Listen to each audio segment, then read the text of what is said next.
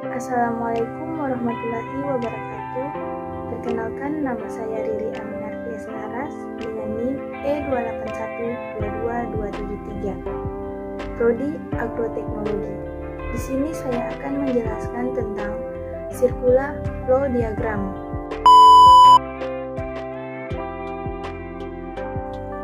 Circular Flow Diagram merupakan diagram yang mengaparkan arus kegiatan ekonomi antar pelaku ekonomi.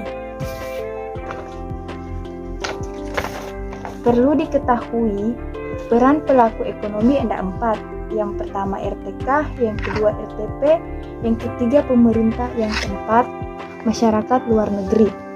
RTK, rumah tangga konsumen, merupakan pemilik faktor-faktor dan merupakan kegiatan konsumen.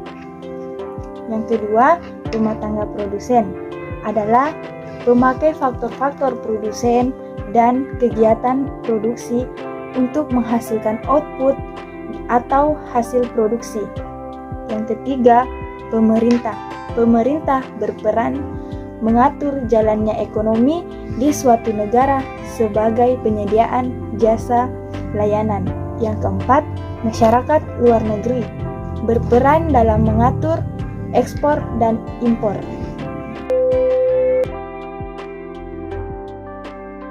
Jadi, kita langsung masuk di perekonomian dua sektor. Baik, untuk perekonomian dua sektor dapat dilihat di sini ada RTK dan RTP dan ada tanda panah pasar input dan output. Kita mulai dari RTK, rumah tangga konsumen. Kita sudah mengetahui jika RTK adalah pemilik faktor produksi seperti SDA, tenaga kerja, modal, dan skill. Nah, RTK menjual produksinya melalui pasar output ke RTP, rumah tangga produsen. Selanjutnya, RTP sebagai balas jasa atas dipakainya faktor-faktor produksi RTP. RTP membalasnya dengan sewa, upah, bunga, dan lada. Contohnya, pada pasar input, kita misalkan job fair, pasar tenaga kerja. RTK melalui pasar input melalui job fair tenaga kerja disalurkan ke RTP, lalu RTP membalasnya dengan upah karena tenaga kerja di RTK. Nah, upah yang diberikan ke RTK sebagai pendapatan. Sekarang RTK sudah mendapatkan pendapatan. Pendapatan digunakan untuk mengkonsumsi hasil produksi atau output dari RTP. Jadi, RTK memberikan uang kepada RTP. Selanjutnya, RTP memberikan hasil produksinya berupa barang dan jasa melalui pasar output. Contohnya, RTP memproduksi tas dan RTK ingin membeli tas. Dan RTK memberikan uang kepada RTP, lalu RTP memberikan barang yaitu tas sebagai hasil produksinya ke RTK melalui pasar output.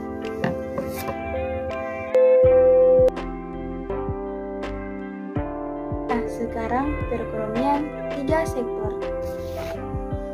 Di sini dapat dilihat sama saja dengan perekonomian dua sektor, tetapi di perekonomian tiga sektor ditambahkan dengan pemerintah.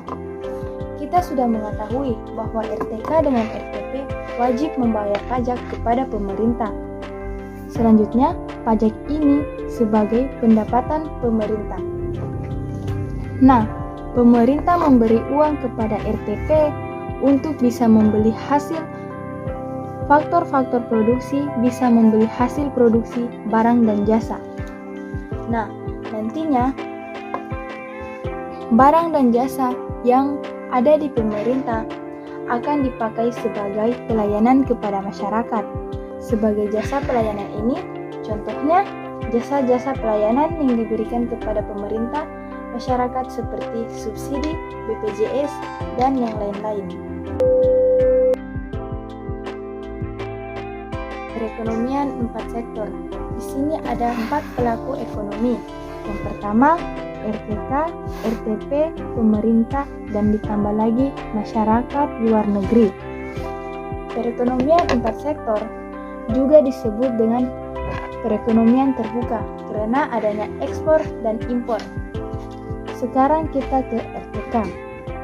RTK biasanya membeli barang di luar negeri, berarti RTK sedang melakukan kegiatan impor dari masyarakat luar negeri. Begitu juga dengan RTP, memproduksi barang dan jasa yang akan diekspor ke luar negeri atau yang akan dijual ke luar negeri. Jadi, untuk perekonomian 4 sektor melibatkan masyarakat luar negeri. Itu adanya kegiatan ekspor dan impor. Karena adanya kegiatan ekspor dan impor di negaranya, maka pemerintah mendapatkan devisa dan pajak-pajak ekspor dan impor, dan juga devisa atau disebut dengan valuta asing. Itulah materi circular flow diagram yang dapat saya sampaikan. Terima kasih. Wassalamualaikum warahmatullahi wabarakatuh. Bye-bye.